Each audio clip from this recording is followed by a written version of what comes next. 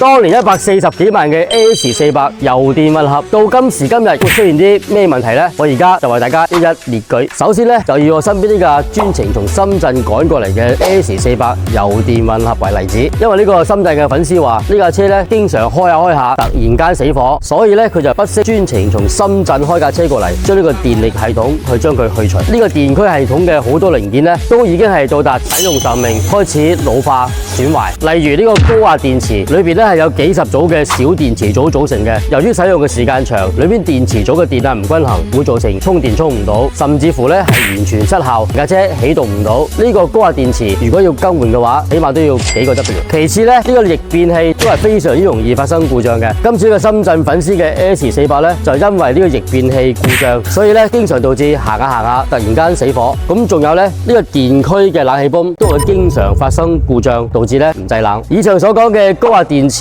冷氣泵同埋逆變器呢，其實都係可以維修，但係結合呢啲零件呢，畢竟係使用咗10幾年，同埋呢套系統呢本身就唔係好穩定，所以我嘅意見呢係乾脆將呢套電驅系統全部拆除，改翻純油驅動。講呢個純油驅動起動方式，佢原先呢係用呢個電池線圈去驅動嘅，我哋會改翻用起動馬達。由於要用翻呢個啟動馬達，所以呢匹配翻汽油機嘅齒輪。嗱，呢個飛輪呢有2種選擇，第一種呢係用國內廠家自己生產嘅，第二種係用原車嘅拆車件再重新噴防鏽翻新。以我經驗，一定係用原廠翻新件，而唔用配套廠嘅新件。配套廠做嘅飛輪，佢比啲原車件會薄一啲，咁樣會造成咩呢？當呢個起動馬達去啟動呢個飛輪嘅時候，由於個飛輪比較薄，佢會發出生聲嘅異響，你坐響車度會感覺非常之唔舒服。第二呢，呢個飛輪嘅材質都唔一樣，代工廠嘅飛輪用一段時間之後，呢個齒好容易會崩。呢個油電混合系統改成純油驅動，就要做一個相應嘅匹配，